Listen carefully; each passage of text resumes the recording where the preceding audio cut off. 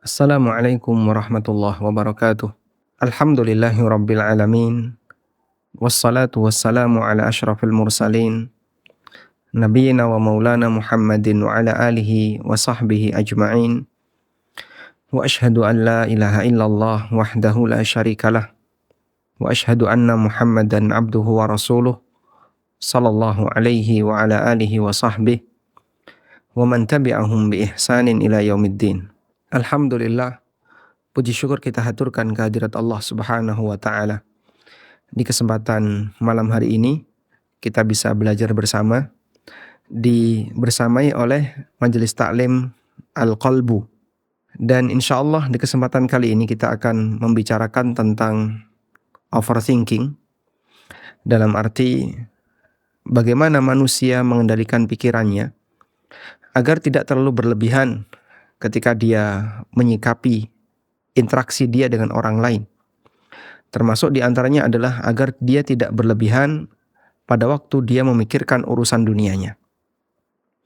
Bapak Ibu yang dimuliakan Allah Subhanahu wa Ta'ala, di antara anugerah yang diberikan oleh Allah kepada hambanya, Allah Ta'ala berikan kepada mereka kemampuan untuk bertawakal. Bentuk kemampuan bertawakal itu adalah dia bisa memasrahkan urusannya kepada Allah. Karena dia punya keyakinan bahwa ada Tuhan yang Maha Kuasa atas segala sesuatu, yang dia mengatur segalanya sesuai dengan apa yang dia kehendaki. Sehingga pada posisi ketika seorang hamba bertawakal kepada Allah, dia menyerahkan beban pikirannya kepada Zat yang Maha Kuasa atas segala sesuatu. Dari sinilah kita bisa melihat bahwa tawakal bagi seorang hamba hakikatnya adalah anugerah yang diberikan oleh Allah Ta'ala, terutama ketika mereka memiliki masalah. Baik, ini sebagai muqaddimah, dan insya Allah nanti kedepannya kita akan lebih banyak membahas seperti ini. Bapak Ibu yang dimuliakan Allah Subhanahu wa Ta'ala, jika kita merenungkan, mohon maaf, yang resen bisa dijadikan sebagai co-host. Jika kita merenungkan aktivitas yang kita lakukan, maka secara umum aktivitas kita bisa kita bagi menjadi dua. Ada aktivitas duniawi dan ada aktivitas yang mengajak kita untuk mendekat kepada Allah Subhanahu wa Ta'ala. Dan masing-masing butuh perhatian untuk dipikirkan. Di sana ada dua aktivitas manusia. Yang pertama ada aktivitas duniawi. Dan ada aktivitas, saya boleh sebut ukhrawi, atau aktivitas akhirat. Untuk aktivitas duniawi, kita diajarkan jangan terlalu menjadi orang yang mencurahkan pikirannya murni untuk dunia. Jangan berlebihan dalam mencurahkan pikiran. Sehingga di posisi ini kita diajarkan untuk bertawakal kepada Allah ketika punya rencana dan pasrah kepada Allah Ta'ala ketika sudah selesai dalam menunaikan rencana. Dari aktivitas ini yang pertama, di aktivitas duniawi, kita diajarkan untuk tawakal dan kita diajarkan untuk pasrah terhadap ketetapan Allah. Dari sinilah orang ketika berpikir tentang urusan dunia, itu tidak akan menjadi beban yang terlalu mendalam baginya. Dia mungkin memikirkannya, tapi ketika dia tidak berlebihan, maka akan lebih ringan. Demikian pula ketika ada hasil, dia mungkin memikirkannya, tapi ketika itu dibuat tidak berlebihan, maka hidupnya akan lebih ringan. Sehingga diajarkan jangan berlebihan agar suasana hidup lebih ringan. Suasana beban pikiran lebih ringan. Baik. Kita bisa lihat misalnya dalam masalah tawakal, Allah Subhanahu wa Ta'ala sering sekali menegaskan wa 'alallahi falyatawakkalul mu'minun, dan hanya kepada Allah hendaknya orang-orang beriman itu bertawakal. Wa 'alallahi fatawakkalu in kuntum mu'minin, dan bertawakallah hanya kepada Allah in kuntum mu'minin jika kalian adalah orang-orang yang beriman. Sementara dalam masalah ketetapan takdir, Allah ajarkan kita untuk mengimani adanya takdir yang tidak sesuai dengan keinginan kita, yang disebut oleh Nabi SAW dengan takdir buruk.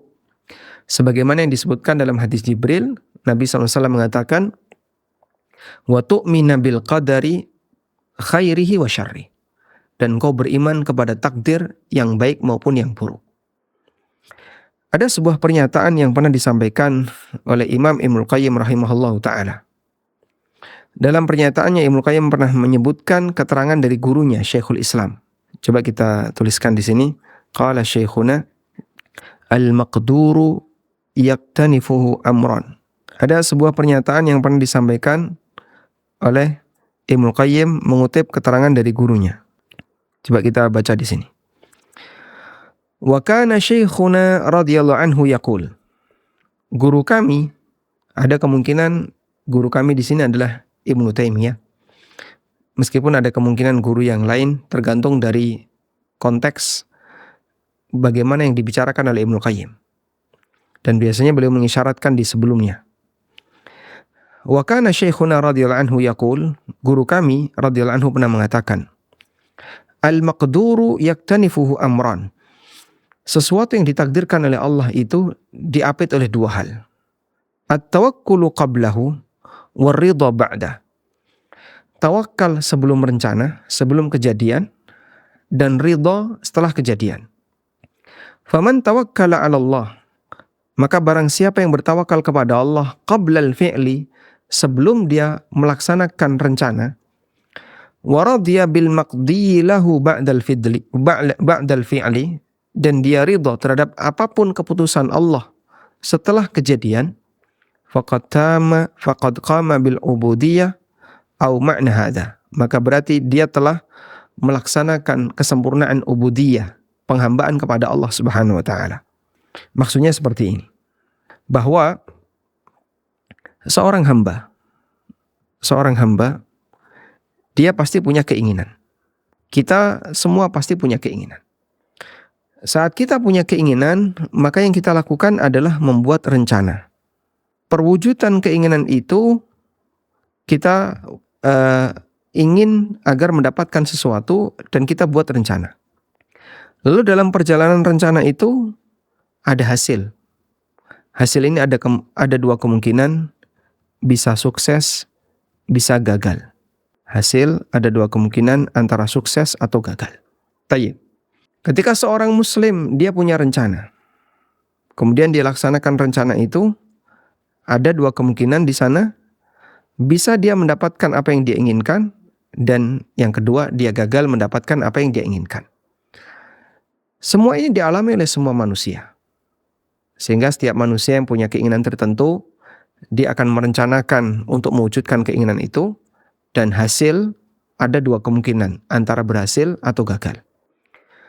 Agar ini tidak menjadi beban pikiran, agar tidak jadi beban pikiran, maka untuk bagian rencana iringi dengan tawakal. Jangan terlalu berpaku kepada kemampuan pribadi, jangan terlalu membebani kepada apa yang menjadi rencananya, perhitungan dia dan seterusnya. Karena yang namanya manusia tidak mungkin bisa mewujudkan semua yang dia inginkan. Terkadang ada banyak hal yang tidak mungkin dia bisa wujudkan. Allah Subhanahu wa taala tidak takdirkan semua keinginan manusia itu terwujud ketika di dunia. Sebab itu hanya nikmat yang diberikan oleh Allah di akhirat. Walahu ma tashtahihil anfus. Ketika di akhirat, yaitu di surga, manusia bisa mendapatkan apa yang diinginkan oleh jiwanya.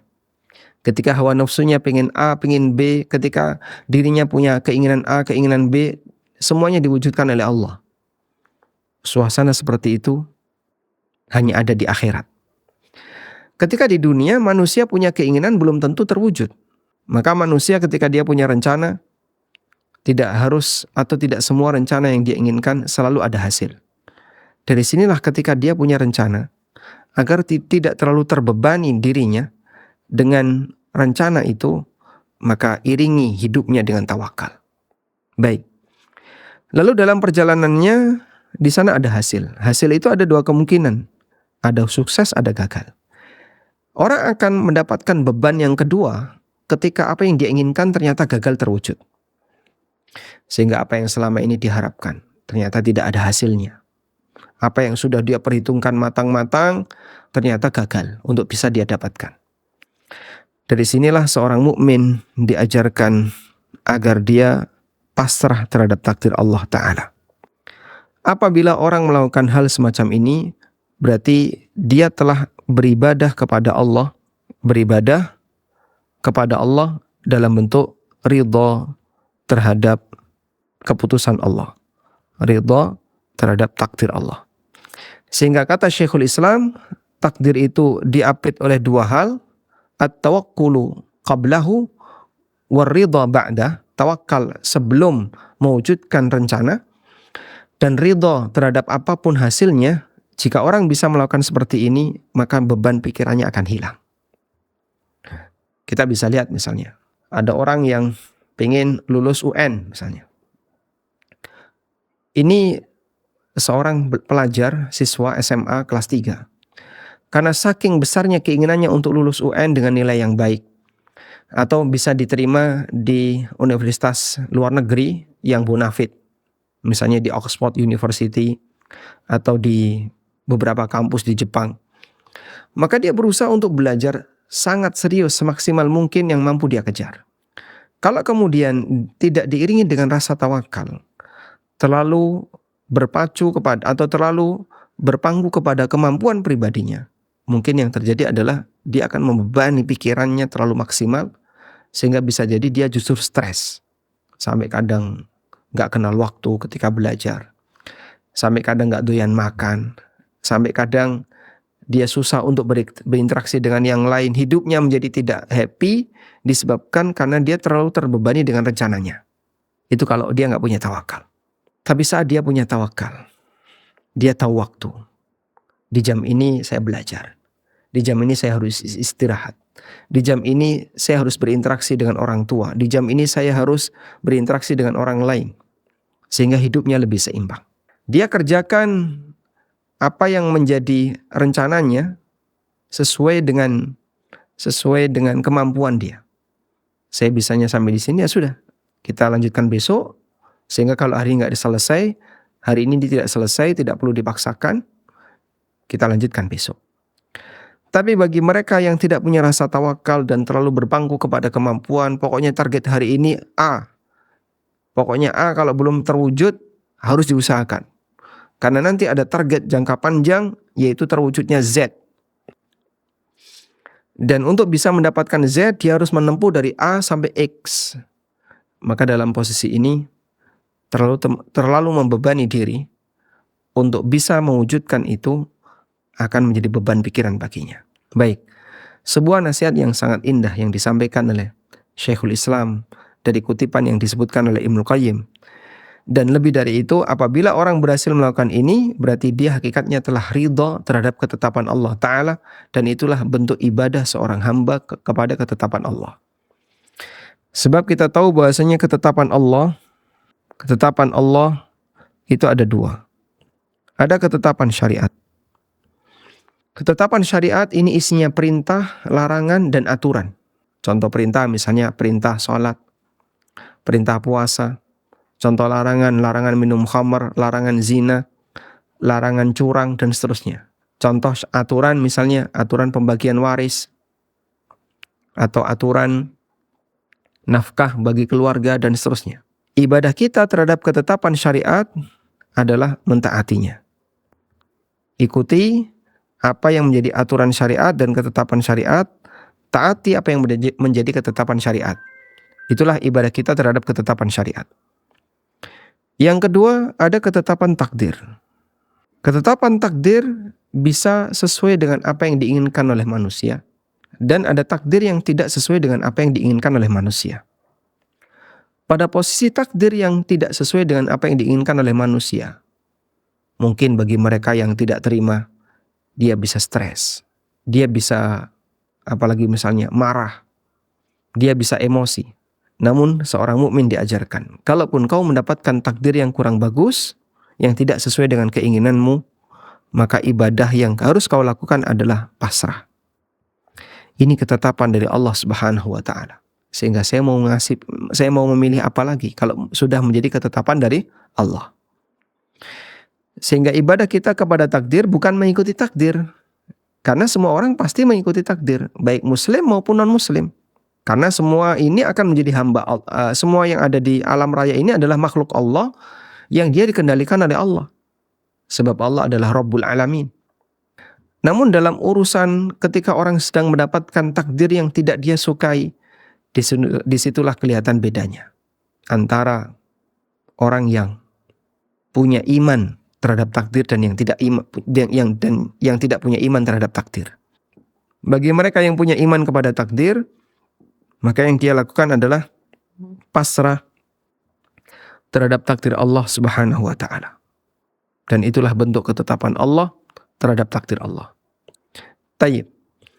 Dua ini merupakan ibadah kepada Allah, mentaati syariat Allah dan pasrah terhadap takdir Allah. Maka kata Syekhul Islam, apabila orang bisa pasrah terhadap takdir, berarti dia telah menyempurnakan bentuk ubudiyah. Nah, sampai di sini kaitannya dengan urusan dunia. Berikutnya kita beralih kepada aktivitas akhirat. Aktivitas yang kedua adalah aktivitas akhirat. Aktivitas akhirat kita diperintahkan untuk banyak memikirkannya. Bahkan orang soleh masa silam sampai mereka nangis karena memikirkan nasib mereka di akhirat. Apakah mereka nanti akan bisa selamat ataukah tidak? Karena itu orang-orang soleh di masa silam ketika mereka melihat kejadian, terkadang mereka mengingat kejadian itu dengan apa yang nanti akan mereka jumpai di akhirat. Misalnya, ada sebagian di antara orang soleh ketika di pasar. Lalu dia melihat penjual daging kambing, menjual sate. Ya, kalau sekarang kan ada warung kambing, dia jual sate, tongseng, dan seterusnya. Dulu ada seperti itu. Kemudian penjual ini sedang membakar kepala kambing. Kepala kambing kalau mau dimasak, dibakar dulu. Kepala kambing itu dibakar, dibolak-balik dibakar. Dalam situasi seperti itu, kemudian orang ini nangis. Melihat kepala kambing dibakar, dia nangis. Lalu dia ditanya, "Kenapa Anda nangis?" Lalu dia bilang, "Aku teringat bagaimana nasibku kelak di akhirat. Yang mungkin kepalaku bisa jadi dibakar di neraka. Disebabkan karena dosa." Sehingga membuat beliau menangis. Demikian pula yang dialami oleh beberapa sahabat. Ketika mereka memikirkan akhirat, sampai membuat mereka meninggalkan kenikmatan makanan yang ada di hadapannya. Ada sebuah riwayat yang disebutkan oleh Bukhari tentang sahabat Abdurrahman bin Auf. Coba kita baca riwayat ini. Abdurrahman bin Auf radhiyallahu anhu pernah mengatakan, dalam posisi ketika dihidangkan makanan di hadapannya, diceritakan oleh anaknya yang bernama Ibrahim bin Abdurrahman bin Auf. Anna Abdurrahman bin Auf radhiyallahu anhu utiya bi ta'amin. Suatu ketika dia dihidangkan makanan di hadapan Abdurrahman bin Auf. Wa kana sha'iman, dan beliau sedang puasa. Berarti ini adalah hidangan makanan untuk berbuka. Ketika mendekati maghrib, faqala, Abdurrahman bin Auf memikirkan nasibnya di akhirat. Beliau teringat perjuangan para sahabat yang telah mendahului kaum muslimin di masa Islam belum mendapatkan kejayaan sebagaimana belakangan. Apa yang dikatakan? Pada waktu kaum muslimin masih lemah ketika di Madinah. Jumlah kaum muslimin masih sedikit. Masih sering diserang oleh orang-orang kafir dari luar untuk menghancurkan kaum muslimin. Faqala, kemudian Abdurrahman bin Auf mengatakan, Qutila Mus'abu ibnu Umair wa huwa khairum minni. Mus'ab bin Umair dibunuh dalam peristiwa perang Uhud. Wa huwa khairum minni, dan beliau lebih baik daripada aku. Kuffina fi burdatin, beliau diberi kafan dengan menggunakan kain burdah. In ghuttiya ra'suhu, ketika kepalanya ditutupi, badat rijlah, tampak kakinya. Wa in ghuttiya rijlahu bada ra'suhu, dan ketika kakinya ditutupi, kepalanya kelihatan. Dan Mus'ab hanya punya satu helai kain ini ketika beliau wafat, sehingga Beliau dikafani dengan menggunakan satu kain ini, karena kainnya nggak cukup, saat ditutupkan di kepala, kakinya kelihatan, ketika ditutupkan di kaki, kepalanya kelihatan. Coba Anda lihat, di Indonesia, semiskin apapun manusia, nggak mungkin dia kekurangan kain kafan. Abdurrahman bin Auf radhiyallahu anhu, bagaimana suasana miskin yang beliau alami, sampai beliau kekurangan kain kafan. Wa urahu qal wa qutila Hamzah wa huwa khairum minni. Dan beliau juga mengatakan Hamzah terbunuh dan beliau lebih baik daripada aku. Kemudian kata Abdurrahman bin Auf, "Tsumma busita lana minad dunya ma busita." Kemudian dunia ini dibentangkan untuk kita sebagaimana yang saat ini kita alami. Betapa mudahnya hidup untuk saat ini, makanan melimpah, pakaian melimpah, fasilitas serba ada. Au qala, dalam riwayat yang lain beliau mengatakan, "U'tina minad dunya ma u'tina." Kita telah diberi dunia dengan aneka gemerlapnya. Padahal itu di zaman Abdurrahman bin Auf yang tidak lebih gemerlap dibandingkan zaman kita. Kemudian beliau mengatakan, "Wa qad khashina an takuna hasanatuha ujjilat lana." Dan aku khawatir jangan-jangan amal yang kita kerjakan telah disegerakan balasannya. Tsumma ja'ala yabki hatta tarakat ta'am. Kemudian beliau menangis, lalu beliau tinggalkan itu makanan. Hadis ini sahih riwayat Bukhari. Sehingga dari sini kita bisa lihat para sahabat demikian mendalam ketika memikirkan nasibnya di akhirat. Sampai mereka itu takut jangan-jangan aneka kenikmatan makanan yang ada di hadapannya ini akan mengurangi nilai pahalanya. Baik, Bapak Ibu yang kami hormati, saya mau membandingkan tentang masalah meninggalkan makanan. Meninggalkan makanan yang lezat. Orang di zaman sekarang, mungkin ada banyak yang meninggalkan makanan lezat. Tapi pertimbangannya karena apa? Karena masalah kesehatan. Orang sekarang, dia bisa meninggalkannya. Saya nggak mau makan ini, nggak mau makan ini. Tapi lihat pertimbangannya. Apa pertimbangannya? Kesehatan. Orang dulu, saya sebut orang dulu, dan maksudnya adalah para sahabat dan orang soleh sebelumnya. Mereka meninggalkan makanan nikmat. Mereka tinggalkan dengan pertimbangan, apa pertimbangannya? Akhirat. Mereka takut jangan-jangan dengan makan lezat semacam ini, pahalanya berkurang. Sehingga mereka khawatir, waqad khashina an ujjilat lana hasanatuna. Dan kami khawatir jangan-jangan kebaikan-kebaikan kami, amalan-amalan kami telah disegerakan oleh Allah dalam bentuk balasan ketika di dunia. Artinya apa? Mereka serius mikir nasib mereka di akhirat. Dan tentang ini semuanya diajarkan oleh Allah Subhanahu wa taala dalam Al-Qur'an. Ketika Allah bercerita tentang Qarun, lalu Allah Subhanahu wa taala menyatakan di bagian akhir cerita tentang Qarun, "Wabtaghi fima ataakallahu daral akhirah wa la tansa nasibaka minad dunya." Di surat Al-Qasas ayat 77. "Wabtaghi fima ataakallahu daral akhirah." Carilah apa yang Allah berikan kepadamu berupa ad-daral akhirah, negeri akhirat. Wala tansa nasibaka minad dunya, tapi jangan lupa nasibmu ketika hidup di dunia. Coba kita lihat, kita diperintahkan untuk semangat mencari akhirat. Sementara dalam urusan dunia, yang penting jangan sampai lupa. Wa ahsin kama ahsanallahu ilaik, wala tabghil fasada fil ard, innallaha la yuhibbul mufsidin. Berbuat baiklah sebagaimana Allah telah berbuat baik kepadamu, dan jangan berbuat kerusakan, sesungguhnya Allah tidak mencintai orang yang berbuat kerusakan.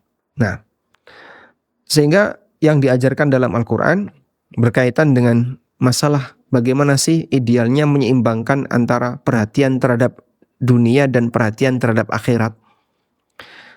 Di sini kita berbicara tentang masalah perhatian. Kita sedang membahas masalah perhatian. Yang dikatakan oleh Allah Ta'ala, maksimalkan untuk akhirat. Wabtaghi fima ataakallahu daral akhirah. Sehingga yang dimaksud dengan perhatian maksimal untuk akhirat adalah dia selalu berpikir, apa yang kira-kira menguntungkan bagi saya ketika di akhirat. Maka saat dia beraktivitas, dalam pikiran dia adalah, ini nanti ada hasilnya nggak di akhirat? Ada pahalanya atau tidak di akhirat? Itu yang diperintahkan oleh Allah. Wabtaghi fima ataqallahu daral akhirah. Sementara dalam urusan dunia, secukupnya. Secukupnya untuk dunia. Maka dalam urusan akhirat, dia selalu memikirkan apakah ini ada nilai pahalanya atau tidak. Sementara untuk urusan dunia, prinsip yang diajarkan kepadanya adalah silahkan Anda berpikir secukupnya. Berikan perhatian secukupnya. Baik. Mungkin teori ini barangkali di zaman kita tidak berlaku. Sehingga orang kalau di zaman kita, urusan dunia jauh lebih dominan dibandingkan urusan akhirat. Bahkan kalau sampai ada orang yang bilang ya, jadi orang itu harus seimbang, 50-50, 50% dunia, 50% akhirat. Ternyata Al-Quran tidak mengajarkan seperti itu. Yang diajarkan Al-Quran gimana? Maksimalkan akhirat, sementara dunia yang penting jangan sampai lupa. Ya. Tayyib. Dan ada sebuah teori yang disebut dengan teori zuhud. Apa itu zuhud? Zuhud dikatakan oleh para ulama, tarku ma la yanfa'u fil akhirah. Tarku ma la yanfa'u fil akhirah. Meninggalkan sesuatu yang gak ada manfaatnya di akhirat. Sehingga orang yang zuhud, ketika dia beraktivitas, di depannya ada banyak hal. Dan dia selalu mikir, apa yang dia pikirkan, ini ada pahalanya atau tidak? Ada pahalanya atau tidak? Maka sebelum dia beraktivitas, dia mikir dulu, gerakan saya ini ada pahalanya enggak? Kalau ada, dikerjakan. Perbuatan saya ini ada pahalanya enggak? Kalau ada, dikerjakan. Aktivitas saya ini ada pahalanya enggak? Ada, kalau ada, dikerjakan. Itulah orang yang zuhud. Tapi kalau enggak ada pahalanya, ini enggak ada pahalanya. Yang ada pahalanya yang itu. Maka dia pilih yang ada pahalanya. Daripada dia sibuk dengan sesuatu yang tidak berpahala. Masya Allah. Maka orang yang zuhud akan jauh dari suasana. Misalnya apa Pak? Suasana terlalu sibuk dengan urusan yang mubah. Atau apalagi sibuk dengan urusan yang haram. Karena dia selalu berpikir bagaimana amalan yang dia lakukan memberikan manfaat di akhirat. Itulah kehebatan yang dimiliki oleh orang yang zuhud. Dan Nabi SAW mengajarkan hal ini. Sehingga agar manusia memberikan perhatian yang lebih dominan untuk akhirat, sementara untuk urusan dunia perhatiannya sifatnya secukupnya. Saya bicara perhatian ya, tentang masalah bagaimana dengan kekayaan yang dimiliki oleh orang, hukum asalnya mubah. Dan bisa jadi ada orang kaya tapi perhatiannya akhirat lebih dominan dibandingkan dengan perhatian dia terhadap masalah dunia. Sehingga orang kaya ini selalu berpikir, apa yang bisa kira-kira saya abadikan untuk amalku agar terus mengalir pasca aku meninggal dunia. Baik, disinilah kita bisa lihat bahwa overthinking dalam urusan akhirat itu didukung. Sementara overthinking dalam urusan dunia kalau bisa dibatasi. Sehingga sederhana saja ya, yang namanya belajar agama, apakah ini butuh mikir? Jawabannya iya. Orang yang belajar agama butuh untuk mikir. Dan kita dimotivasi untuk banyak belajar. Walaupun itu butuh mikir.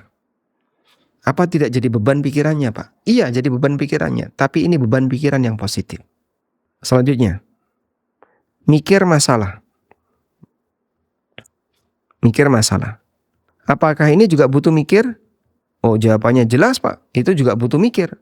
Sehingga ketika orang mikir masalah, maka dia butuh untuk berpikir bagaimana solusinya. Yang ini diajarkan untuk diperbanyak. Silahkan banyak belajar, banyak menghafal. Bahkan Nabi SAW memberikan pujian bagi orang yang banyak menghafal. Beliau SAW pernah mengatakan, Naddarallahu mra'an sami'a maqalati fawa'aha fa'addaha kama sami'. Semoga Allah Ta'ala membuat wajah seorang hamba menjadi bercahaya sami'a maqalati, karena dia mendengar hadis dariku, fawa'aha, kemudian dia berusaha untuk menghafalkannya, fa'addaha kama sami'a, kemudian dia sampaikan persis sebagaimana yang dia dengar. Itu didoakan kebaikan oleh Nabi SAW. Dan itu mikir yang dalam syariat kita diperbanyak, dimotivasi untuk diperbanyak. Nabi SAW memberikan keutamaan bagi orang yang belajar agama. Beliau SAW bahkan menyebut bahwa talabul ilmi faridatun ala kulli muslim. Belajar ilmu agama itu adalah kewajiban bagi setiap muslim, dan masih banyak yang lainnya. Beberapa orang soleh yang mereka menjadi manusia-manusia pejuang dalam masalah ilmu, banyak sekali waktu yang mereka gunakan untuk ilmu. Sampai di antara mereka ada yang mengatakan wakaf terbaik adalah wakaf waktu untuk ilmu. Sebagaimana sedekah terbaik adalah sedekah waktu untuk ilmu. Maka orang yang menyediakan waktunya untuk mau belajar, mau membaca, berarti dia telah memberikan pengabdian dia, khidmat dia kepada ilmu. Dan kita diperintahkan untuk itu. Silakan perbanyak yang seperti ini. Semakin banyak kau memikirkan ilmu, maka Allah Subhanahu wa ta'ala akan memberikan jaminan agar kau tidak terlalu sibuk memikirkan urusan dunia. Sebaliknya, untuk masalah yang dihadapi oleh hamba ketika mereka hidup di dunia, maka kita diajarkan jangan terlalu mendalam untuk memikirkannya. Ini prinsipnya adalah jangan berlebihan. Terus bagaimana solusinya agar orang tidak berlebihan dalam memikirkan masalahnya? Dia diajarkan dengan tawakal. Iringi dengan tawakal. Dan tawakal itu terbit dari yakin, karena dia punya yakin. Dan yakin itu berangkat dari iman. Maka seorang hamba yang dia punya masalah dan dia mukmin, maka dia yakin. Dan ketika dia yakin, maka dia bertawakal kepada Allah Ta'ala. Dia tahu Allah Ta'ala akan memberikan jalan keluar yang terbaik bagi hidupnya dan seterusnya. Dan mikir yang kedua ini menurunkan kualitas pikiran. Kalau yang tadi, kenapa ini diperbanyak?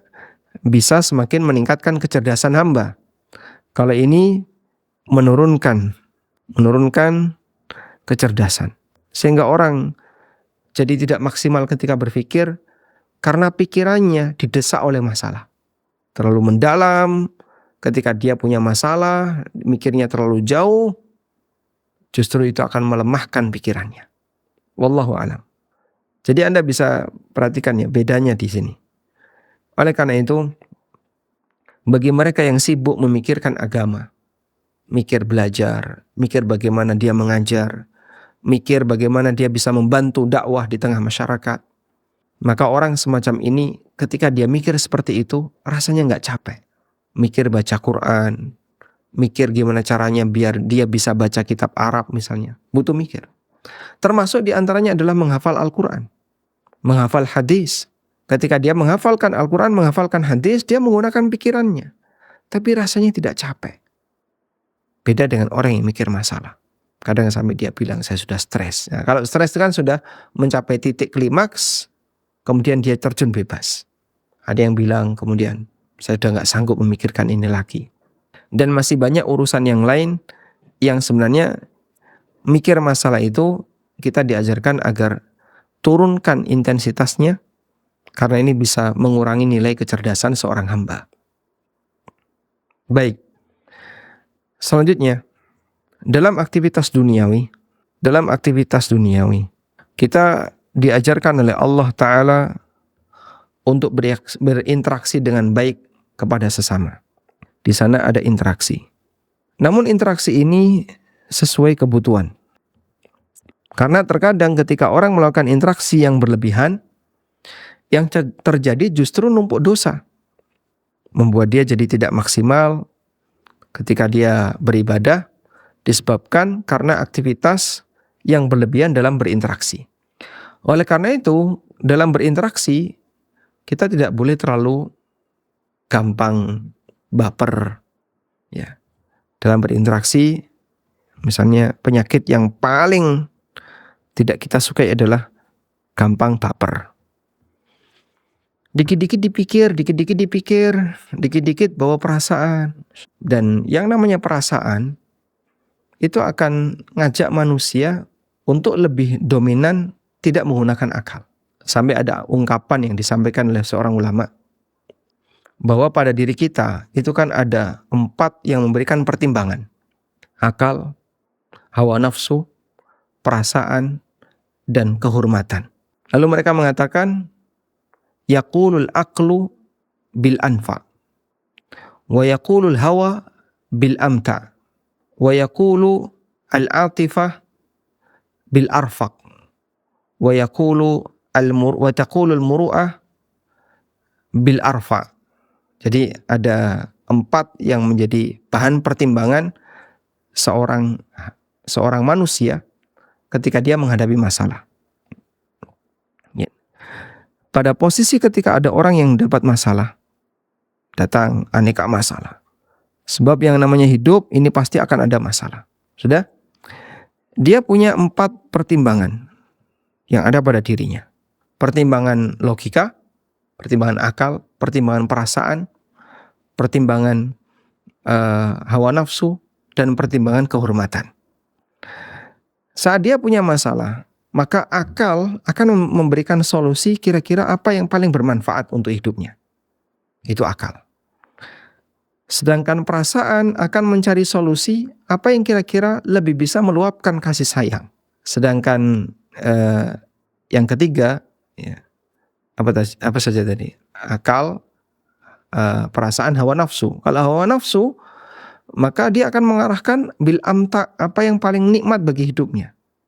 Udahlah yang penting happy, ya. Kayak gini ya. Model orang yang sukanya yang penting happy, yang penting bahagia. Itu lebih dominan hawa nafsunya. Kemudian yang keempat adalah dengan muru'ah. Pertimbangan muru'ah itu akan menyebabkan dia mencari mana yang lebih bisa meningkatkan status sosialnya. Bil arfa, yang bisa meningkatkan status sosial. Kalau saya ambil kebijakan ini, maka nanti kehormatan saya akan naik, status sosial saya akan naik, dan seterusnya. Nah, disitulah dari 4 ini, maka kita bisa lihat ya, pertimbangan yang berbahaya ketika digunakan adalah hawa nafsu. Karena hawa nafsu selalu yang dipikir adalah mana yang paling nikmat, mana yang paling enak, mana yang paling happy, dan seterusnya. Itu hawa nafsu. Dalam pikirannya hanya itu saja. Yang kedua, perasaan. Kalau kita bicara perasaan, maka terkadang orang ingin disayang sama orang lain, ingin dikasih sama orang lain, sehingga dia lebih dominan pada perasaan. Tapi perasaan ini bisa berbahaya. Kenapa? Jadinya dia orang yang terlalu sensitif dengan orang lain. Dan praktek seperti ini bagi para ulama masa silam itu tidak boleh. Bahkan sampai mereka menasihatkan, kalau kamu menjumpai ada sesuatu yang tidak nyaman pada diri saudaramu, maka cari 1000 alasan untuk membolehkannya, membenarkannya. Oh, mungkin beliau melakukan seperti itu karena ini. Mungkin beliau melakukan seperti itu karena ini, karena ini, karena ini. Sehingga kita diajarkan untuk tidak suudzon. Makanya Islam melarang agar jangan suudzon. Karena suudzon itu bisa memicu munculnya aneka pelanggaran-pelanggaran perasaan yang lebih berat. Ya, jangan-jangan ini, dan seterusnya. Nabi SAW mendapatkan atau menyampaikan, inna dhanna akdzabul hadits. Sesungguhnya dzan itu adalah pernyataan yang paling dusta. Disebutkan dalam hadis, adz-dhannu akdzabul hadits. Bahwasanya dzan adalah perkataan yang paling dusta. Kenapa disebut sebagai perkataan yang paling dusta? Adz-dzan akdzabul hadits. Dugaan itu, prasangka itu perkataan yang paling dusta. Karena kita tahu bahwasanya yang namanya prasangka itu ada banyak kemungkinan. Ada banyak kemungkinan. Ketika orang berprasangka, maka dia akan memiliki banyak sekali kemungkinan yang dia pikirkan. Jangan-jangan si A itu akan ini, jangan-jangan si A akan ini, akan ini, akan ini. Ada banyak sekali. Ya. Nah, ketika ada banyak kemungkinan, yang benar hanya satu. Yang benar hanya satu. dan sisanya salah semua. Berarti sisa-sisa yang lain adalah dusta dia.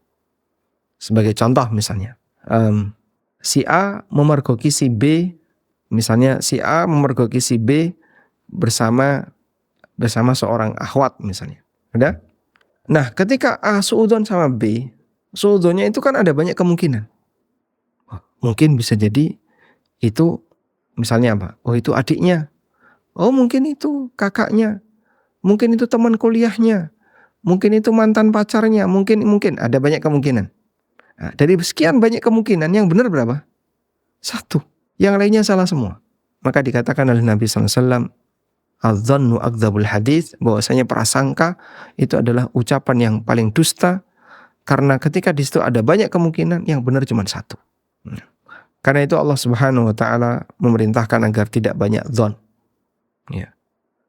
Allah Subhanahu wa taala mengatakan, ijtanibu katsiran minadz-dzanni inna ba'dadz-dzanni itsmun. Jauhilah aneka bentuk dugaan, prasangka. Inna ba'dadz-dzanni itsmun, sesungguhnya sebagian prasangka itu dosa, dan mungkin ini prasangka dominan.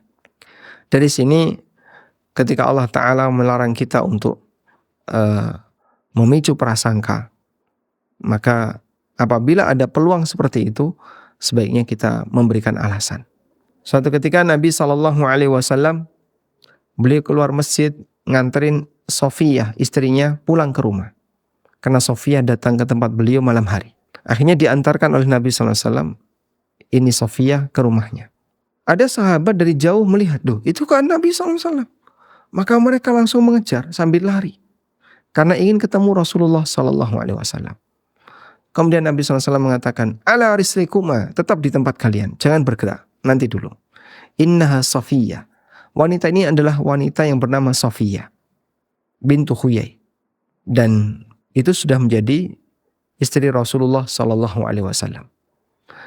Maka para sahabat yang tadi ingin ketemu Nabi SAW, mereka langsung mengucapkan, Subhanallah ya Rasulullah. Subhanallah ya Rasulullah.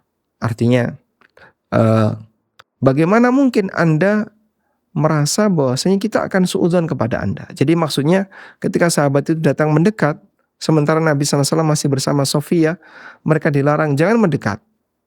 Itu dalam rangka untuk menghindari potensi tuduhan. Ya. Kalau mendekat, kok Nabi SAW sama cewek itu siapa? Malam-malam lagi. Dan mungkin manusia akan terbesit seperti itu dalam batinnya. Maka dalam posisi ini, ketika muncul seperti itu, maka sebaiknya tinggalkan model baper seperti ini. Jangan suudzon, karena masalah kita akan terus berdatangan. Maka yang paling tepat adalah bahwa hindari yang namanya prasangka dan suudzon, li'annahu akdzabul hadits, karena suudzon itu adalah ucapan yang paling pendusta. Wallahu a'lam. Baik, mungkin demikian yang bisa kita sampaikan.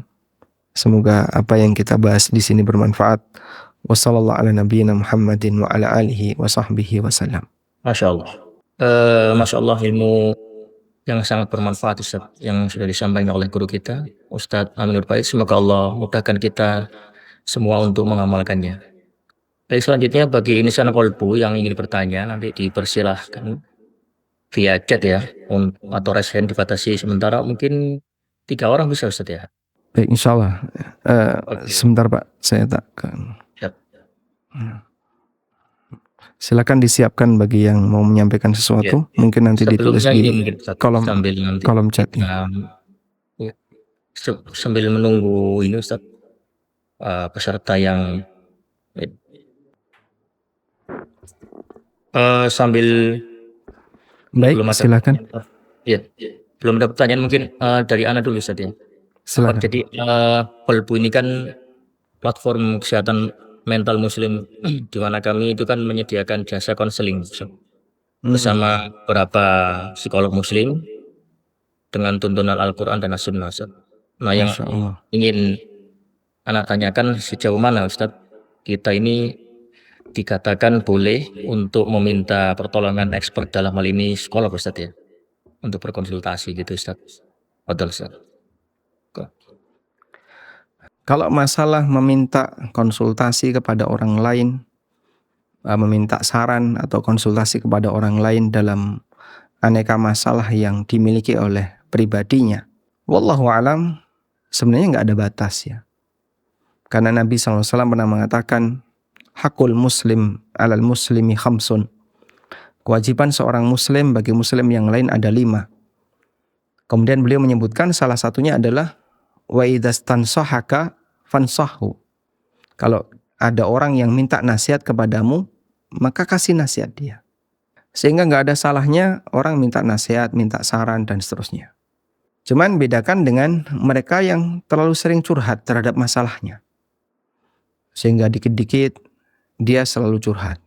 Dia punya masalah apa, curhat. Hampir semua masalah dia curhat. Orang seperti ini berarti dia terlalu banyak berbagi masalah dengan orang lain. Sampai ketika dia sendiri merasa ingin butuh teman untuk mikir, dia selalu curhat kepada orang lain. Kalau misalnya dia menganggap bahwasanya masalah itu jangan terlalu dipikirkan mendalam, maka seharusnya ini masalah kayaknya udahlah nggak usah saya pikirkan, serahkan kepada Allah, jangan terlalu serius memikirkan ini. Itu akan lebih menenangkan bagi dirinya.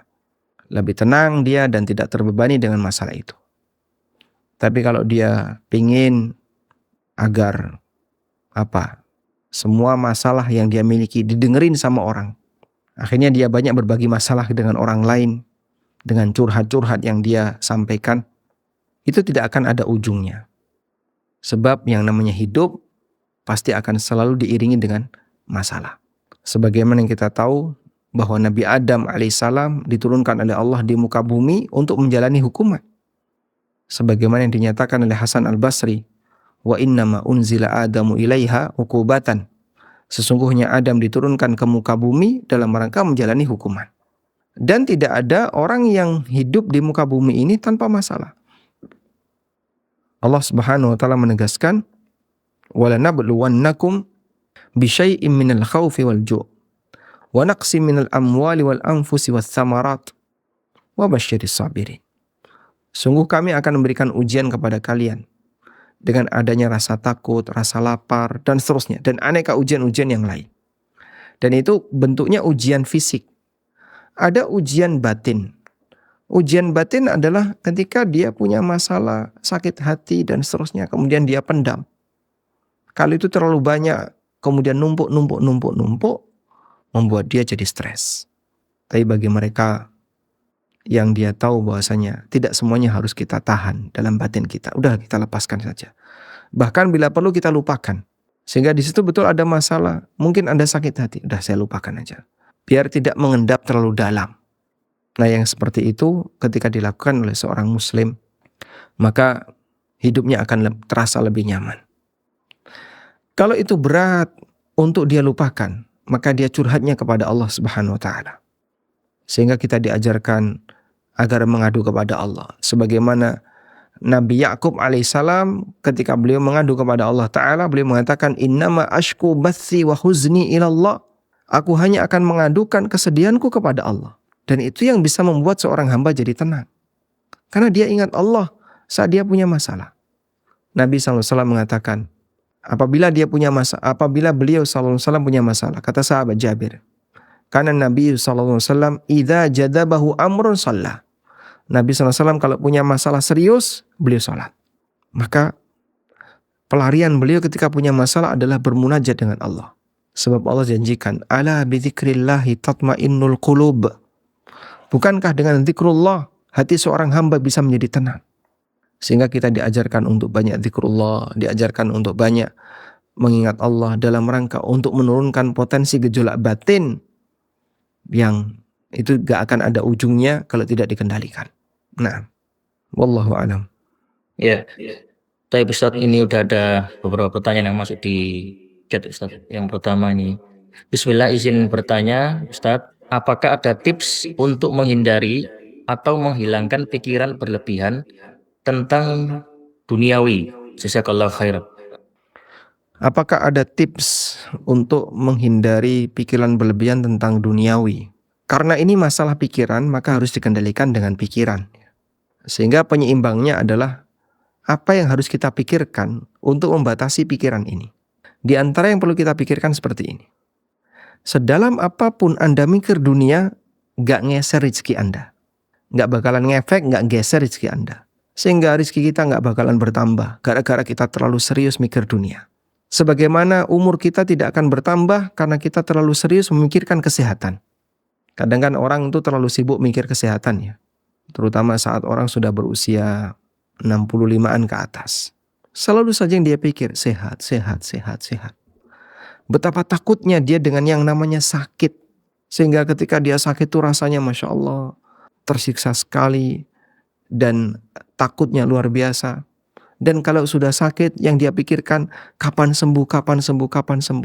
Ya, memang kita tahu bahwasanya sehat itu bagus. Dan tidak sakit itu bagus.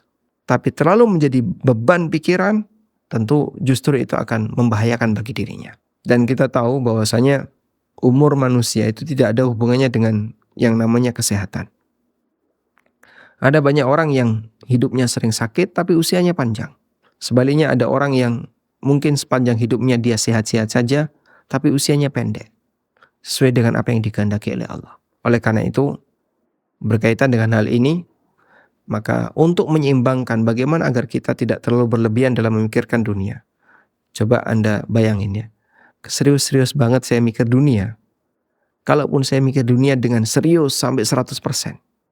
Capek saya mikir dunia. Gak nambah jatah rezeki saya. Dan tidak akan nambah ajal saya.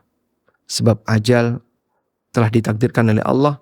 Sebagaimana jatah rezeki telah ditakdirkan oleh Allah Ta'ala. Wallahu a'lam. Ustaz, jazakallah khair. Untuk pertanyaan selanjutnya Ustaz, bismillah, hubungannya overthinking dengan bisikan syaitan atau waswas Ustaz? Betul, Ustaz. Apa hubungan antara overthinking dengan waswas setan?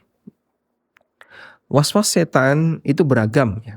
Ada yang bentuknya waswas dalam rupa kesyirikan. Dan itu yang berbahaya. Karena Allah Ta'ala menyebutkan di surat An-Nas, itu sifatnya umum. Alladzi yuwaswisu fi sudurin nas minal jinnati wan nas.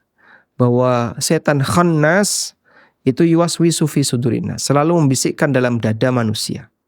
Yaitu di hatinya. Minal jinnati wan nas, dari kalangan jin dan manusia. Apa saja yang dibisikkan? Beragam. Ada yang bentuknya kesyirikan. Misalnya seseorang dibisiki oleh setan. Kamu kalau ke sana, ke kuburan ini, nanti rezekimu lancar. Nanti kau dapat berkah di sana. Nanti hidupmu jadi bagus dan seterusnya. Akhirnya dia termotivasi untuk itu, berangkatlah dia ke kuburan keramat tertentu. Ada juga yang bentuknya waswas dalam bentuk amalan. Kalau kau kerjakan ini, nanti kau dapat ini, dapat ini. Akhirnya dia ngarang amalan tertentu. Dan ada juga bentuk waswas berupa terlalu sensitif dalam masalah ibadah. Sampai ketika takbiratul ihram itu berkali-kali. Allah, nggak jadi. Allah, nggak jadi. Allah, nggak jadi. Berkali-kali. Wudu itu bisa setengah jam. Saat dia mandi junub, Masya Allah, kecipratan dikit, ngulang lagi. Seember gede itu bisa habis hanya untuk mandi satu orang. Demikian pula wudu. Orang yang punya penyakit waswas seperti ini, dia terlalu terbebani dengan kesempurnaan ibadah, dan kemudian dia sensitif. Jangan-jangan ada yang salah, akhirnya diulang terus seperti itu. Baik, ada juga waswas dalam bentuk munculnya gangguan berkaitan dengan pembatal ibadah. Contohnya apa Pak? Misalnya, kayaknya kok ada yang netes ya, kayaknya kok ini ya, kayaknya kok ini. Sehingga selalu dia kepikiran kayaknya. Nah, orang seperti ini dihantui dengan was-was. Sehingga dia kadang wudu berkali-kali. Sepertinya tadi ada yang ngentut, akhirnya dia wudu. Begitu mau siaga sholat, kayaknya kok ngentut dikit tadi ya, wudu lagi. Ketika dia mau mulai sholat, sebentar kok kayaknya tadi perut saya mules-mules ya. Sampai terasa di bawah ini. Kayaknya ada yang keluar, wudu lagi. Terus seperti itu. Dia kena penyakit was-was. Lelaki paling banyak adalah netes. Kayaknya kok ada yang netes. Terus diperiksa. Akhirnya dia wudu lagi. Kayaknya kok ada yang netes lagi. Nah, di masing-masing posisi ini ada pengobatannya. Saya fokus pada masalah was-was yang terlalu sensitif dalam masalah pembatal ibadah ya, tentang wudhu atau yang netes tadi. Pada prinsipnya orang kalau tidak punya penyakit, sebenarnya fisiknya itu normal. Dan biasanya mereka yang punya penyakit was-was itu masih muda-muda. Sampai pernah ada salah satu aparat yang masih muda, beliau bilang, saya nangis gara-gara mikir seperti ini. Dia mintanya ke kami, kira-kira solusinya bagaimana. Kemudian saya sampaikan, kunci yang paling mujarab bagi orang yang kena penyakit was-was, satu, jangan digubris. Udah. Kalau bisa nggak gubris, pasti sembuh. Tapi Pak, nggak boleh tapi. Loh, tapi kan, masih tapi. Pokoknya nggak boleh tapi. Selama Anda masih bertanya tapi, berarti belum sembuh. Terus gimana? Pokoknya tinggalkan tanpa tapi. Tapi jangan-jangan, tapi lagi. Jangan-jangan lagi. Sudah nggak ada apa-apa.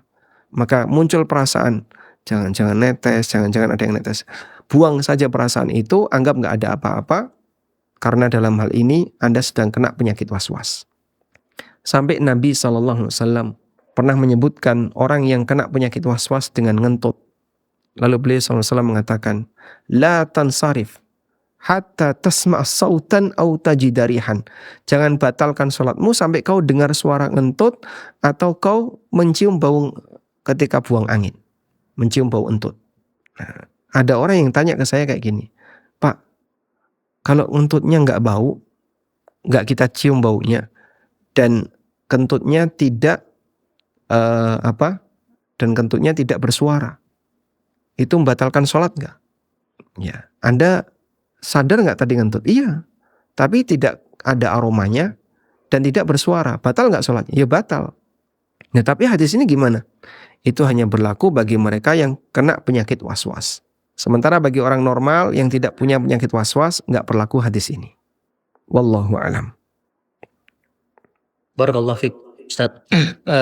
Selanjutnya ini Ustaz, Assalamualaikum. Ustaz, Waalaikumsalam warahmatullahi. Ya, Ustaz, bagaimana caranya menerima takdir Allah yang kita anggap buruk dalam hidup kita? Bagaimana supaya kita ridha? Jazakallah khair. Bagaimana supaya kita bisa ridho terhadap takdir yang tidak sesuai dengan apa yang kita harapkan? Kata kuncinya satu, bahwa kalau Anda emosi, Anda marah dengan takdir yang tidak sesuai dengan keinginan Anda, maka Anda akan berdosa. Dan apa yang Anda alami tidak akan berubah. Artinya, sama saja kau marah dan tidak marah, sakit tetap sakit. Sama saja kau marah dan tidak marah, misalnya gagal bisnis tetap gagal bisnis. Sama saja. Nah, dalam posisi seperti itu, ketika orang merasa bahwasanya saat dia mendapatkan takdir yang kurang baik kok dia emosi, seharusnya dia pertimbangkan, saya emosi pun tetap takdir ini tidak akan geser jadi baik. Maka sangat disayangkan.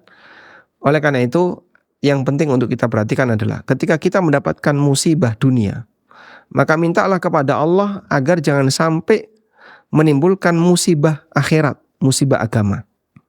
Sehingga bagian dari doa Nabi SAW, wala taj'al musibatana fi dinina wala taj'alid dunya akbara hammina wa mablagha ilmina. Ya Allah, jangan kau jadikan musibah yang menimpa kami adalah musibah yang merugikan agama kami. Musibah yang merugikan agama gimana bentuknya? Berbuat dosa. Maka saat ada seorang muslim yang dia dapat musibah dari Allah, kemudian setelah itu dia berbuat maksiat dengan cara apa? Dia nggak terima, dia emosi. Dia dapat 2 kali musibah. Musibah duniawi yang nggak hilang. Yang kedua adalah musibah dosa. Disebabkan karena dia nggak ridho terhadap takdir Allah Ta'ala. Wallahu a'lam. Barakallahu fiik, Ustaz. Kita sudah 3 pertanyaan, Ustaz. Apakah masih memungkinkan untuk ini, karena yang chat yang masuk ini cukup lumayan, Ustaz. Silakan, Mak. Silakan, baik, Ustaz. Mungkin ini saya nggak urut-urut mungkin ya. Baik, Ustaz, selanjutnya Afwan izin bertanya, jika di tempat kerja kita sangat menguras tenaga, terlebih lagi pikiran, yang membuat kualitas akhirat kita sangat berkurang drastis, apakah resign termasuk solusi terbaik? Nah, mungkin Anda juga perlu memikirkan tentang sumber pendapatan, karena di belakang Anda ada keluarga yang butuh untuk dinafkahi. Kita justru mengkhawatirkan ketika Anda resign, nanti justru muncul masalah yang berkepanjangan dan mungkin bisa jadi lebih berat. Pak, saya resign berharap nanti dapat pekerjaan yang lebih ringan, tapi sekarang saya malah nggak dapat pekerjaan apapun, pengangguran dalam waktu yang lama, akhirnya punya masalah dengan istrinya, dengan keluarganya, sampai kemudian terjadi perceraian. Nah, itu yang tidak kita harapkan. Tapi kalau misalnya bagi Anda, tidak apa-apa Pak, kami juga punya sumber pendapatan yang lain, sehingga nafkah keluarga akan tetap aman walaupun saya resign dari tempat ini, silahkan. Ya, mungkin Anda bisa mengambil pilihan resign daripada tetap bertahan di perusahaan itu, yang justru akan menguras pikiran Anda terlalu berlebihan, sehingga membuat Anda jadi nggak fokus dalam ibadah. Wallahu a'lam. Barakallahu fiik, Ustaz. Selanjutnya, Ustaz, Ustaz izin bertanya, bukankah Allah Ta'ala tidak memberikan ujian melebihi kesanggupan hambanya? Lalu kenapa ada orang yang pada akhirnya mengalami gangguan dua mental, bahkan naudzubillah min dzalik, bunuh diri karena hal-hal yang menimpanya, Ustaz? Nah, jadi makna la yukallifullahu nafsan illa wus'aha, Allah tidak akan membebani jiwa melebihi dari kemampuannya, itu adalah beban syariat. Artinya seluruh paket amalan syariat ini tidak ada yang tidak bisa dilakukan oleh manusia. Kadang saya membandingkan kayak gini ya. Ada nggak sih sebuah tugas yang hanya mungkin dilakukan oleh orang tertentu saja? Kemudian saya lihat kalau dalam syariat Islam ya mungkin ada, tapi itu jadi syarat. Misalnya untuk bayar zakat, haji atau umroh, maka di situ ada syarat istita'ah. Puasa bagi mereka yang tidak ada uzur. Tapi secara umum ini sifatnya insidental. Artinya keberadaan orang yang punya uzur itu pengecualian. Baik. Namun di aktivitas tertentu terkadang di sana ada syarat yang nggak mungkin bisa dilakukan oleh manusia kecuali yang terlatih. Contohnya apa Pak? Misalnya, kalau orang pengen naik pangkat dari mulai pangkat A sampai misalnya pangkat bintang misalnya di sebuah aparatur negara, maka syaratnya dia harus bisa terjun payung sambil nembak di satu titik, nggak boleh meleset. Mungkin nggak itu bisa dilakukan oleh manusia biasa yang nggak terlatih? Nggak mungkin. Dalam Islam nggak ada ibadah seperti itu. Kalau kau mau meningkatkan takwamu, kau harus melakukan ibadah seperti ini. Dan yang bisa melakukannya hanya orang yang terlatih, sehat walafiat, masih muda, gerakannya masih lincah. Itu tidak ada dalam Islam seperti itu. Maka takwa bisa didapatkan oleh mereka yang sudah lanjut usia, oleh mereka yang sakit-sakitan, oleh mereka yang punya keterbatasan fisik. Sebagaimana takwa bisa dilakukan oleh orang yang masih muda, yang sehat badannya, yang masih lincah, sehingga masing-masing bisa mengerjakan takwa sesuai dengan porsinya. Masya Allah. Dari situlah kita bisa lihat, la yukallifullahu nafsan illa wus'aha. Baik. Terus bagaimana dengan ketetapan takdir? Apakah berarti Allah akan memberikan beban takdir melebihi dari kemampuan orang ini dalam menanggungnya? Jawabannya juga tidak. Cuman dia nggak sabar. Dia nggak sabar. Sehingga kalau dia diam saja, pasti nanti akan ada solusi. Pak, yang penting, pokoknya Bapak kalau nggak kuat, diam saja, sudah, diam. Nanti akan ada solusi. Nah, dalam posisi ketika orang sudah nggak mampu apa-apa lagi, maka kata kuncinya tinggal satu, tawakal kepada Allah. Bukan stres. Anda bisa lihat ya, dan kita sering menjadikan kisah ini sebagai bahan pelajaran. Hajar radhiyallahu anha bersama Ismail yang masih merah, masih bayi, diungsikan oleh Ibrahim dari Syam ke kota Mekah. Ditaruh di kota Mekah di samping Ka'bah, padahal di sana tidak ada kehidupan. Yang dikatakan oleh Ibrahim dalam doanya, Rabbi inni askantu min dzurriyyati biwadin ghairi dzi zar'in 'inda baitikal muharram. Ya Allah, aku telah tempatkan keturunanku di sebuah lembah tanpa tanaman. Min ghairi dzi zar'in 'inda baitikal muharram, di samping rumahmu yang suci, yaitu Ka'bah. Sampai akhirnya bekal yang mereka bawa habis. Hajar radhiyallahu anha kehausan. Ismail juga kehausan. ASI sudah enggak keluar. Nangislah itu Ismail. Maka Hajar mencari sumber kehidupan. Naik ke Bukit Sofa, kemudian turun, naik lagi ke Marwah, turun lagi, terus seperti itu. Saya yakin, andaikan peristiwa ini dialami oleh lelaki yang gagah perkasa di zaman kita, mungkin dia akan lebih milih bunuh diri daripada bertahan mati kelaparan. Karena ketika itu kota Mekah dikelilingi oleh padang pasir. Mau jalan ke kanan, ke kiri, ke utara, selatan, sejauh mata memandang, isinya lautan padang pasir. Mau kemana? Kalau nggak pakai kendaraan. Sehingga andaikan ada orang yang mengalami situasi seperti itu, dan dia seorang lelaki yang gagah misalnya, pasti dia lebih milih bunuh diri.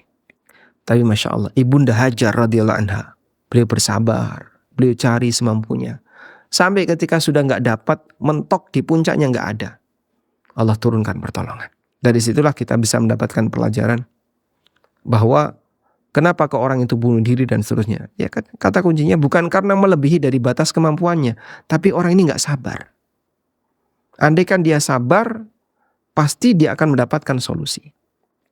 Dan jika kita perhatikan, sebenarnya masalah seperti itu hal yang dialami oleh banyak orang. Contoh ya, misalnya dapat nilai jelek. Ada nggak sih siswa yang dapat nilai jelek? Banyak, Pak. Di beberapa sekolah rata-rata ada. Tapi kenapa ada yang bunuh diri ketika dapat nilai jelek? Dia nggak sabar. Yang lain juga ada yang dapat nilai jelek, bagi dia santai saja. Contoh yang lain, cinta ditolak. Misalnya, sudah kadung tresno dengan A, sudah terlanjur sayang sama B, tapi ternyata B menolak, A menolak. Dia patah hati. Saat dia patah hati, gimana? Nggak sabar. Akhirnya apa? Bunuh diri. Masya Allah. Padahal kejadian ini mungkin dialami oleh orang yang lain dan mereka bisa untuk tidak sampai bunuh diri. Ya. Contohnya siapa, Pak? Ya, banyak orang yang mungkin ketika melamar ditolak. Dan saya dulu 5 kali melamar ditolak. Sehingga dalam posisi ketika orang sering ditolak, hal yang biasa, banyak orang yang mengalaminya. Gagal bisnis, banyak orang yang mengalaminya. Tapi ada yang sabar dan ada yang tidak sabar. Jadi jangan dipahami bahasanya mereka yang stres kemudian bunuh diri berarti Allah ngasih beban musibah kepada dia melebihi batas. Jawabannya tidak. Dia saja nggak sabar. Wallahu a'lam. Masya Allah, barakallahu fiik. Masih bisa lagi, Ustaz? Tanya, Ustaz? Silakan. Bismillah. Syukran jazakallah khair, Ustaz, pada ilmu yang sangat bermanfaat. Izin bertanya, jika ada seseorang yang sudah terjangkit penyakit overthinking parah, apa yang dulu harus ia kerjakan setelah meminta pertolongan kepada Sang Khalik atau Allah Subhanahu wa taala? Baik, mungkin saya kira komunitas itu yang terpenting ya. Agar dia sering bergesekan dengan orang-orang yang lebih banyak fokus pada kegiatan belajar dibandingkan memikirkan urusan dunia. Contoh mungkin kita sarankan coba kamu ke pesantren. Lihat kegiatan yang dilakukan oleh anak-anak yang menghafal Quran, yang mereka lebih unggul dibandingkan kamu dalam masalah hafalan Quran dan seterusnya. Barangkali ada ketertarikan pada dirinya untuk ikut menghafal Quran. Sehingga saat dia sudah mulai menghafal Quran dan bisa menikmati hafalan Quran, semoga mengurangi intensitas dia dalam overthinking di urusan dunia. Karena dia sudah mulai menikmati pelajaran. Dan alhamdulillah banyak orang yang terbukti berhasil dengan cara demikian. Sehingga saat dia punya masalah, dia datang ke pondok, akhirnya dia malah jadi santri di situ. Ada salah satu kawan saya yang bercerita ya. Jadi dia sudah punya calon istri. Kawan saya laki-laki punya calon istri seorang perempuan. Dia dan calonnya sudah ya saling mencintai, saling cocok dan seterusnya. Tapi orang tua si perempuan ini nggak ridho, tidak mengizinkan nikah dengan lelaki ini dengan alasan masalah pekerjaan. Ya, yang pekerjaannya tidak lebih keren dibandingkan kakak-kakaknya si wanita ini. Saya pada posisi ya, mereka tidak diizinkan untuk menikah. Akhirnya si wanita ini kemana?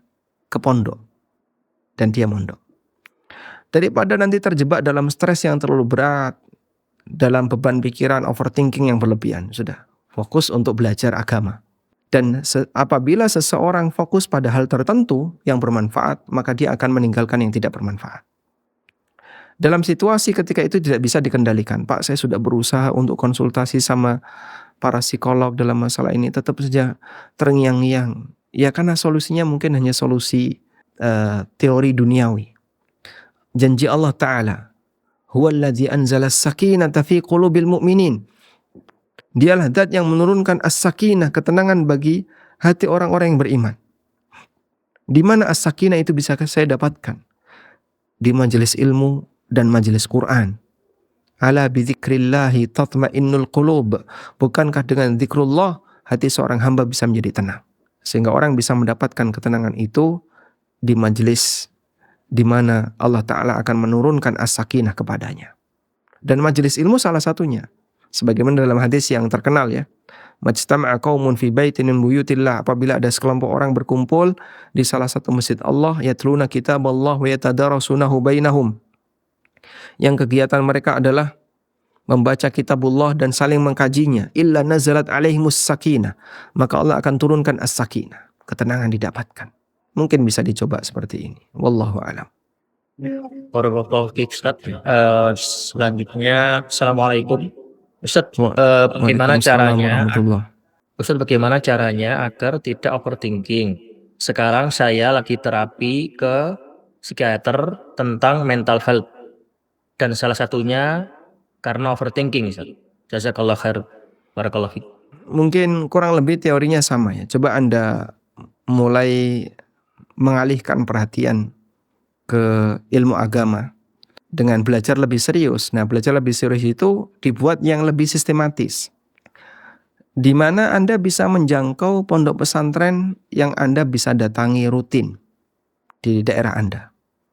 Ada Pak Ustadz, di mana? Di daerah ini Pak, nggak terlalu jauh dari saya. Alhamdulillah, itu anugerah. Posisi Anda yang dekat dengan lembaga pendidikan itu salah satu di antara solusi agar kita bisa melepas masalah di sana.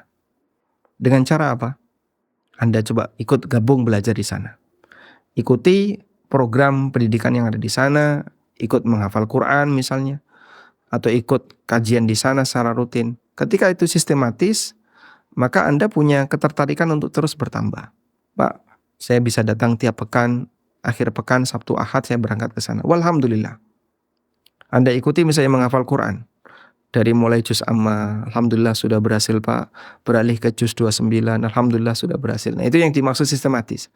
Sistematis itu akan membuat orang ingin melengkapi.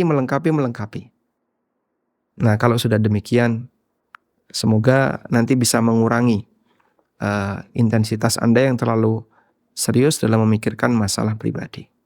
Wallahu a'lam. Baik, Ustaz. Selanjutnya, Ustaz, bagaimana cara mengatasi overthinking yang datang berulang dan muncul secara tiba-tiba? Tindakannya seperti apa, Ustaz, agar lebih santai? Jazakallahu khair, Ustaz. Nah, kurang lebih ya, apa yang tadi kita sampaikan senada dengan itu. Saya punya masalah, Anda juga punya masalah, dan para nabi juga punya masalah. Orang-orang soleh punya masalah. Cuman bedanya mereka tahu bahwa semua ini akan berakhir dengan baik, sesuai dengan apa yang Allah kehendaki. Tinggal tugas kita adalah tawakal kepadanya. Beberapa sahabat ada yang sampai mati bawa utang banyak. Zubair bin Awam itu utangnya banyak. Kemudian Mu'ad bin Jabal juga pernah terlilit utang, sampai Nabi SAW minta agar disedekahi oleh sahabat-sahabat yang lain karena dipakai untuk bayar utang.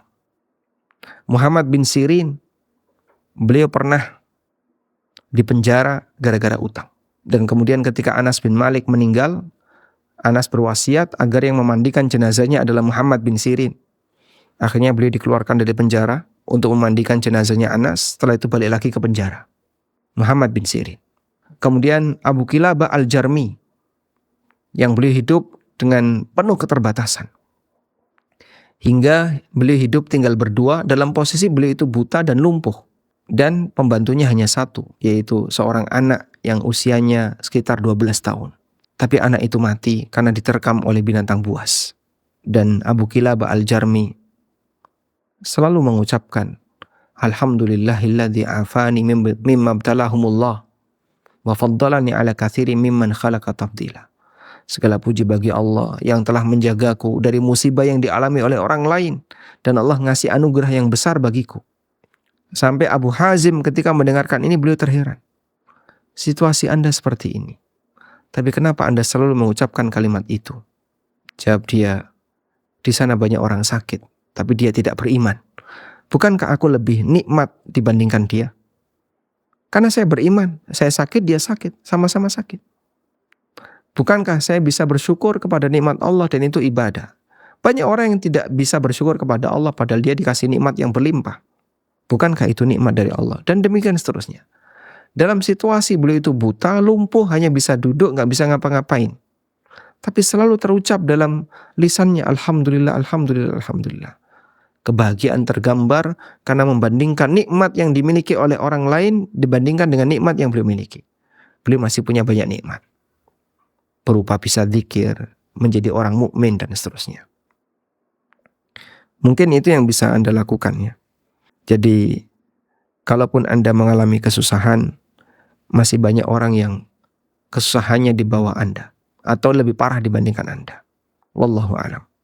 Tapi Ustaz, mungkin waktu sudah larut ya Ustaz. Ini sebelum ditutup mungkin ada Ustadz bisa mungkin memberikan closing statement atau motivasi Ustaz sedikit untuk para insan kolbu semuanya Ustaz. Ustaz.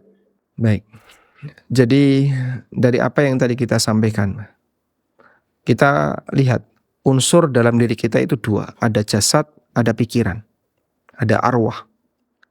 Di mana unsur yang kedua itu lebih dominan dalam mengendalikan aktivitas kita dibandingkan unsur yang pertama.